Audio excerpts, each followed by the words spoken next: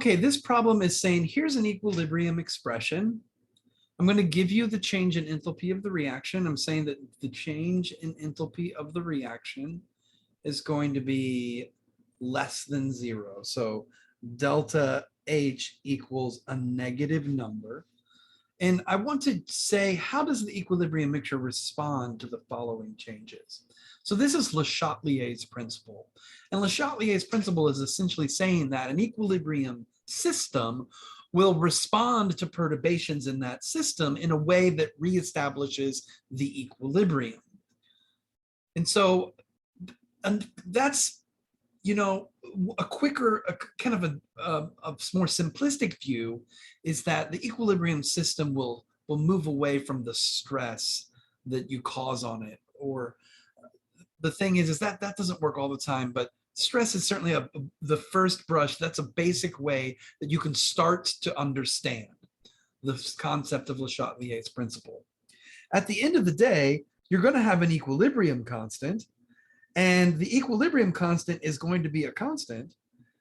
And so it's going to always be the concentration of the products raised to their stoichiometric coefficients divided by the concentration of the reactants raised to their stoichiometric coefficients. The equilibrium constant is what it is. Now, delta H tells you something about how the equilibrium constant changes with temperature. And you can look at delta H and you can say, okay, if delta H is negative, what does that mean in terms of enthalpy? It means that heat is released. Okay, if heat is released, then heat and energy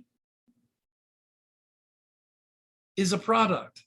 Conversely, if heat was absorbed, then that would mean that energy is a reactant. And you can think about how the equilibrium constant might change, how you think the reaction might shift in order to sort of respond to increases or decreases in energy.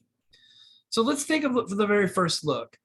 If I'm going to add C2H6, then what am I doing? I'm making the denominator larger because it's a reactant. So in order to deal with the fact that the denominator is larger, the reaction has to shift towards products in order to make the ratio, the equilibrium constant, become constant again. So what we say is that this will shift right? Because if it shifts to the right, I'm making more products. That's what I have to do in order to make this ratio equal. Okay. And so what do I do if I remove Cl2? If I'm removing Cl2, then I'm doing sort of the opposite thing. I'm making the reactants go down. So I have to make the products go down as well in order to compensate. Well, how do I make the products go down? Well, then I have to shift left. All right, this one's a little bit harder to sort out. What does it mean when I'm increasing the volume of the container?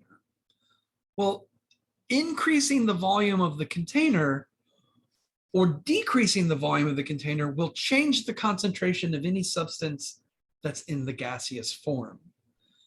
It won't change the concentration of aqueous stuff, and of course, we don't include solids and liquids in our equilibrium expressions. So if it's aqueous, it's not going to change, but if it's gas, it is going to change. It will change the side that has the most moles of gas more. So that's really the side you need to look at. So you're increasing the volume of the container. In the reaction, there are 2 moles of gas in the reactants and 1 mole of gas in the products.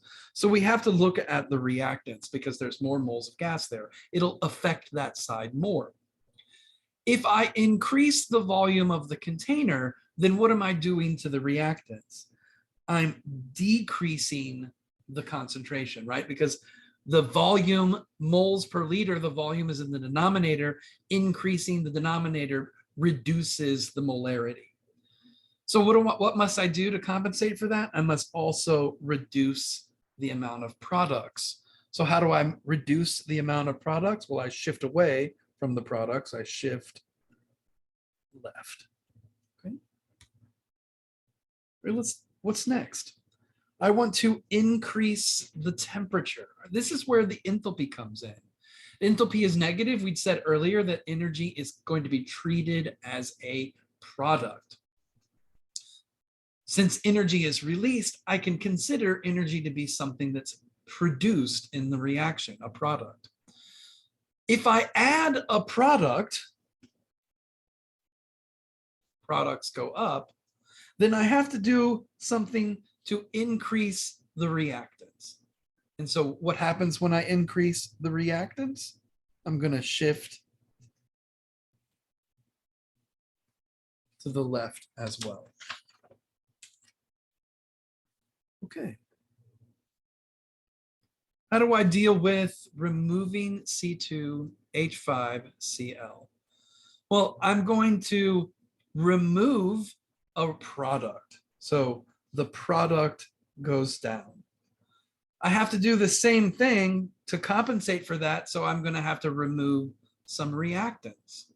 What does that mean by removing reactants? That means that the system will shift